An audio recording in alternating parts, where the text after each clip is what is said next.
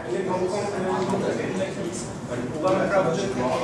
think we mentioned one problem about also lack of use of streets. Yes. Streets are fine. And if that's like we're talking about social use, then how do you say everyone? Streets are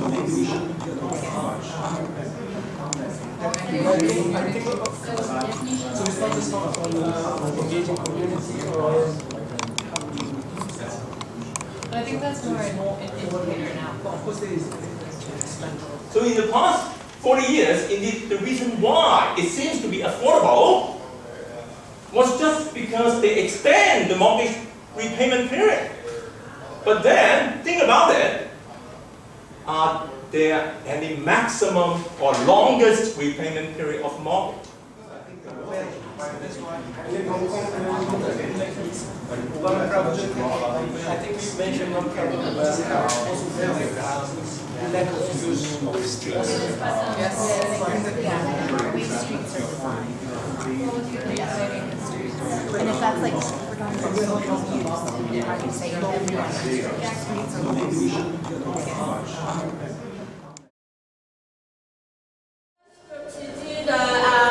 the sort of report back, the great city, the world city versus great city. Shall we have our rap? Hello?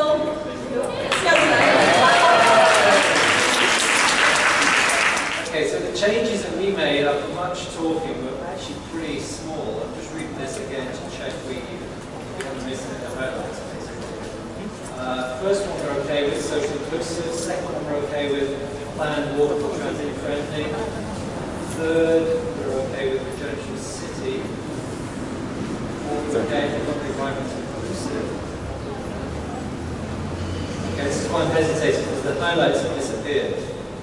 So, the city we need has a unique identity and a strong sense of place. I can't remember what the original thing said, some of you probably have it in front of you, but basically... It's a singular identity. We struggled with the word singular, and we also added the word recognizing cultural diversity. Okay, this is tough for me. I mean, what we changed here. Okay, so we got rid of the word singular. Because we thought that was incorrect. And we wanted to emphasize the sense of place, and then diversity obviously was the key word once again there as well. The next one, same city. I'm happy with that. It's obviously the important thing. Yeah. So then the next one, number 6, we added the word livable to really emphasize that issue and help in the city. And we had the question mark after the highlight, the city's parks are havens of peace, etc. We thought that was a little bit fluffy, and it should be a bit more to the point, so we weren't very happy with that. We ran out of time, so we couldn't come up with a solution on that. But havens of peace and tranquility seemed a little bit fluffy, and we'd like to talk a bit more about the fact that actually they're integral parts of the environment and the ecology. The city needs a lot of equitable. I don't think we change anything on that. That. City metropolitan level. We talked about this a lot, but in the end we didn't change anything, did we? We have some new ideas. And then the following. Okay, so then we have a few new ideas which relate to the last point, relates to the point which need to be reworded. So the city we need is more participatory. The city management should be understood to be citizen engaged. Communities and neighbourhoods are active participants in the methods of decision making. So the issue here, the thing we didn't like is the fact that there's a lot of words talking about reviewing, doing this and doing that. We wanted it to really emphasise that the citizens are part of the whole process, they're engaged in the whole process, and they should be allowed to be heard, basically, and involved in decision making. City we need to promote social mobility. That could probably go into the ones further above, but we thought the word social mobility was important, allowing people to move around, obviously find work, housing, etc. more easily. There was during a kind of dreams and aspirations process, which we liked, was the idea of experimentation and encouraging or embracing experimentation. We thought a dynamic and a great city should be a place that has the space, the resources, whatever it may be, the tolerance for experimentation. So we like that included somewhere. And then another one, the last one, which is also another one we struggled with that needs a little bit of rewording, but it couldn't possibly be the very first one. And this is to emphasize to people that it's about us. It's us as a community, as citizens together. We have to do something together. So basically trying to foster a spirit of respect and caring about one another and about the environment, basically. So to try and make it a bit more byline to develop the concept of we rather than me. You know, that's byline as well. It's like the city, village, like this area of respect and your elders, etc. That's the idea. Over on the second page, so the actual roadmap, basically how these things get done. A few changes we would call for is basically that it should be an accountable policy. So having the word accountable, again, this comes back to something you mentioned earlier. It's all about the reviews, etc. But it should be something. Policies that come in place should be accountable. The second point about the public and private decision makers moving from the sectoral interventions to the city and the scale. We wanted to add the point that should be reduction of reliance on vehicle transport and support, greater support of sustainable transportation.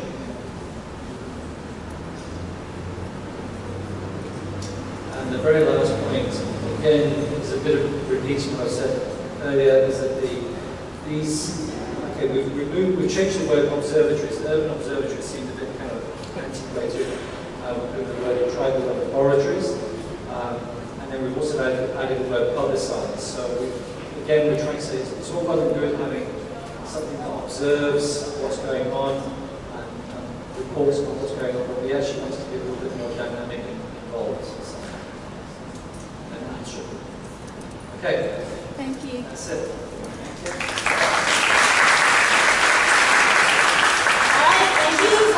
Maybe we can have Hendrik's group to talk about public space in the density, because the mainland integration still needs some integration.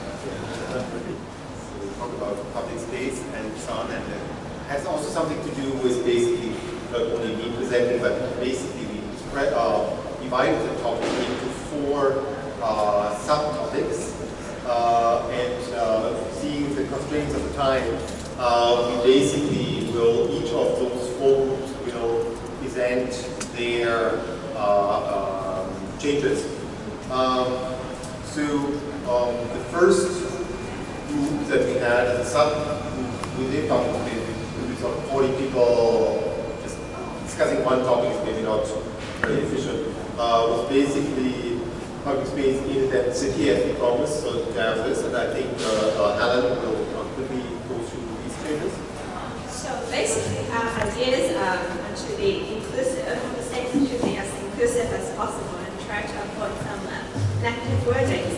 For example, we try to change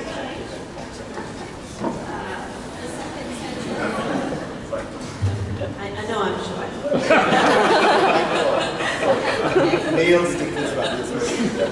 For example, the second statement, the last sentence, it is open space for recreation is near schools, work, and home.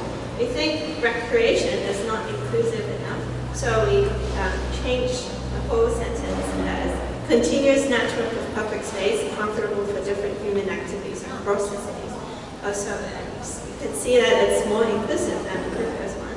And the negative words that we were referring to, I was referring to, is to unlock the creative potential in point 5. So we changed it as to encourage the creative potentials of all the citizens. Yeah, so our ideas are to be as inclusive as possible. Okay, so this is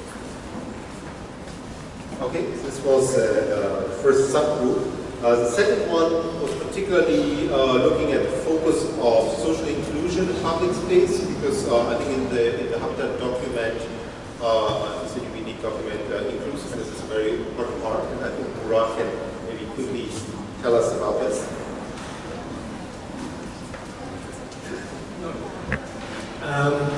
We had a group that included a lot of experts with hands-on experience. So during our discussion, we paid a lot of attention, first of all, to the question of design of urban spaces. So in the second entry, you see that we added attractive to the qualities of city, in the sense that just designing public spaces is not sufficient, but they should be attractive to the urban inhabitants to kind of encourage their active use. And along similar lines, when discussing the issue of urban diversity, we have come to the conclusion that there is too much assuming going into the value of diversity, and oftentimes as experts we take the value of social and cultural diversity for granted, but actually that might not always have resonance with the general public. So we suggested that the government should take the necessary measures to raise awareness about the value of encounters with different groups in public spaces. And lastly, speaking about the question of citizenship, we wanted to extend the meaning of the category of citizen to include not only those who have by legal means attained the status of citizenship in a city, but in the spirit of right to the city, all of those groups who are living and producing and reproducing the city every day through their practices to come under this category and benefit from the rights that come along with that status. And the last point we made was about the way in which cities are governed and the decision-making processes are conducted. We believe that if you want to have an inclusive urban governance structure, you need to take into account the fact that there are different parties with different levels of experience and expertise, so that there should be more efforts towards rendering the governance practices and public discussions more transparent, to be serving the cause of inclusivity. Thank you. Okay, then we had one group that looked,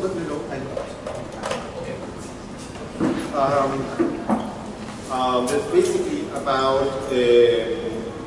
specifically cultural identity and placemaking.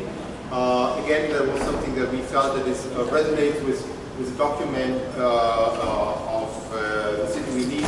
And similar to the first group, we all were quite kind of surprised to see this other formulation that came up with unique identity and diverse culture. We've heard that already from another group. So I make it very quick. And also here in point 9, a more kind of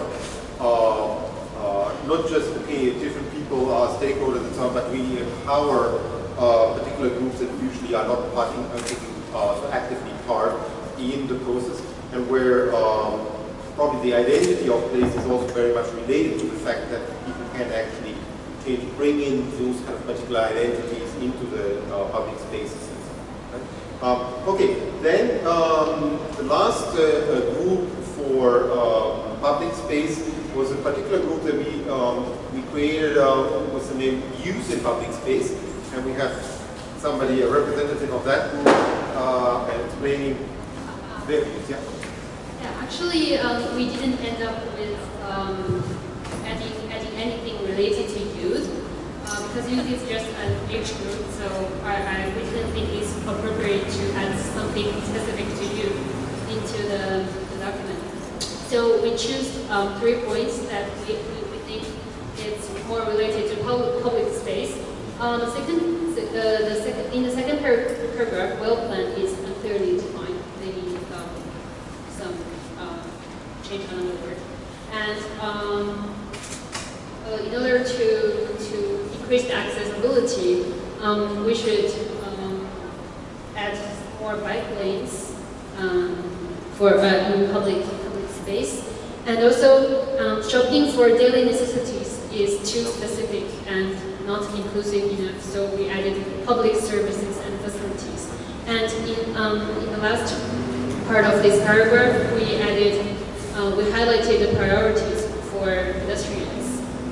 And for the fifth paragraph, we changed a singular identity to plural form, because singular is too intensive and not comprehensive. And we added 2 sentences at the end of the paragraph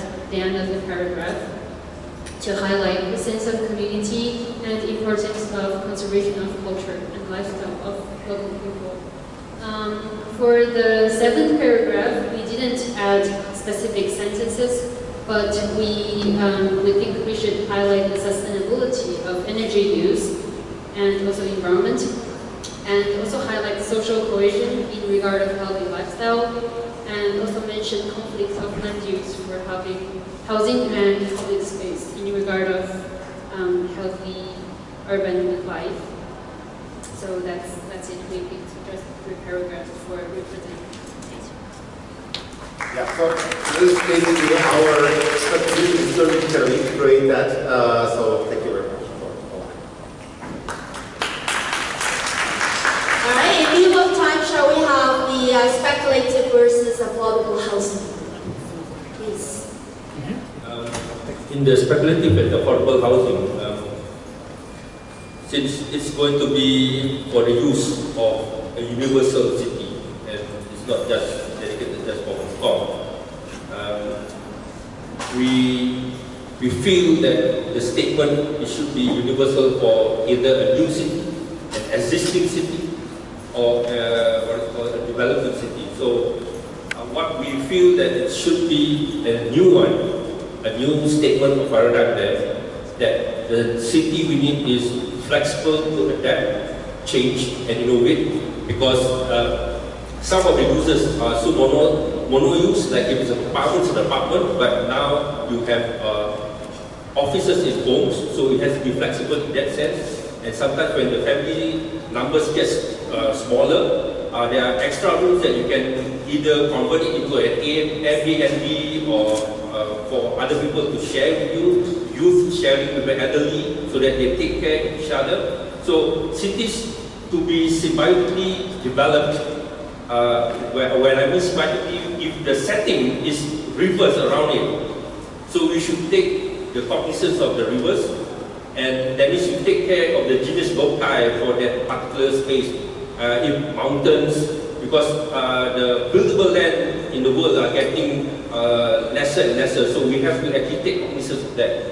And we can develop with flexibility, adaptability, with diversity of use, so that we have these various economics to happen through the resilience of time and technology, because technology change. The carcass can be the same, but the technology and the time is different. In order to create happiness, I think in cities, it's a place where you should be de-stressing rather than having stress. So that's where the happiness indexes to the urban dwellers is very important, and also population. So that with this diverse economy, it will allow aspirations of human livability can flourish. So that's probably the qualitative and the paradigm that we would like to create, so that the housing needs in the city will be judged by this form. Because city also involve people, citizens, and government, and we actually need governments which listen and actually respond actively to us, and we need government that people can trust. So we put it in the principle as well. And also changes to, for affordable housing, changes should be made to tax and ownership system to assure access of local people to affordable housing. because many people believe in acquiring